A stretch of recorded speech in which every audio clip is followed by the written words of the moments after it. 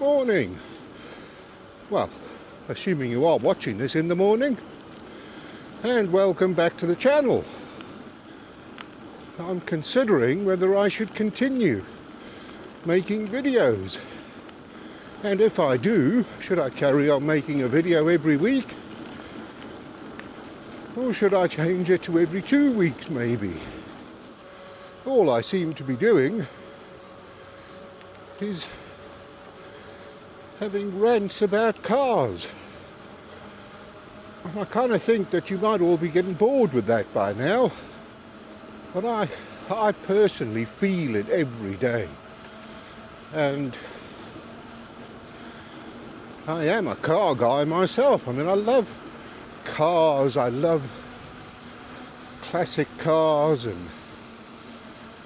all of these kind of things, but the point is that I think that cars have had their day, and that is going to sound contrary to what I'm about to say next, and that is that there are too many cars on the road. So clearly cars haven't had their day, but what I mean is the enjoyment of driving a car and owning a car, that's gone. Driving these days is a task, it's a chore. There's no pleasure in it. And as I said, I feel it wherever I go. There's just too much traffic, and it's all stop-start, and that's bad enough. But the other problem is the level of aggression. Everybody in a car wants to kill you. They're all trying to get there before they left.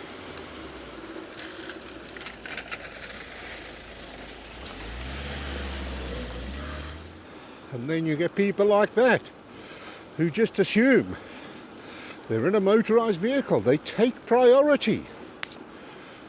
Me on my bicycle, I should just, I don't know, vaporise or something, because the modern business world just says we want more, push harder, do more.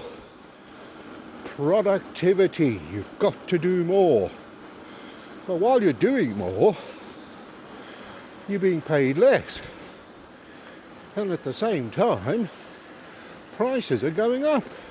So if earnings are going down and prices are going up, where's the money going? Well, that's an easy one to answer. It's going into some rich person's back pocket. Somebody with more money than they could ever spend in their lifetime. And they still want more.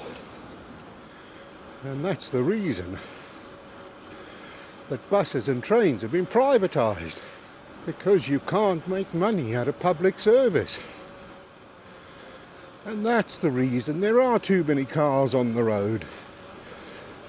Because governments don't want to provide public transport. Providing public transport costs money. Forcing people to provide their own transport makes money. And of course, businesses lobby government. And they want people in cars, paying insurance, paying car finance, paying for fuel, paying for maintenance. There are two British institutions that the rich despise, and that is because they can't buy advantage.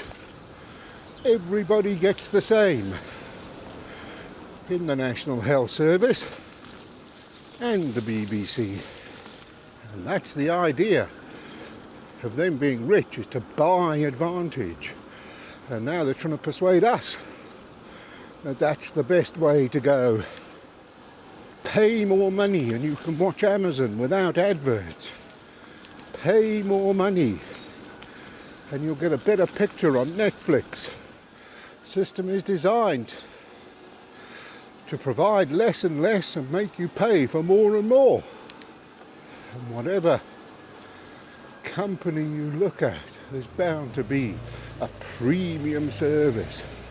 And that, I'm afraid, is the reason the car drivers hate us so much.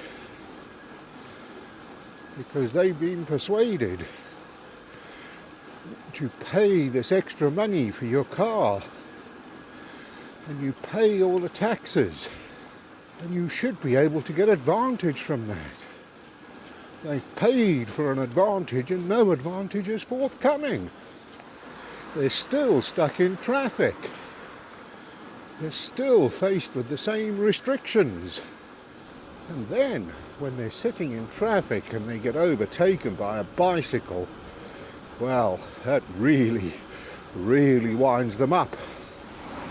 And it's a strange phenomenon, particularly in Britain, where people will think, I don't want the advantage that that cyclist has got. No, I want to take that advantage away from him. So he has to suffer like me. And the right-wing media are happy to keep this message going because they're owned by the people who make money out of keeping you in your car.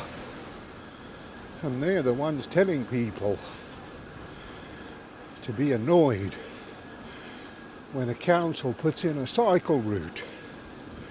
Because again, why should there be money spent on cyclists and not me? And that's why they hate us. And they will continue to do so for the foreseeable future. And once again, if you found anything I've said interesting, like and subscribe.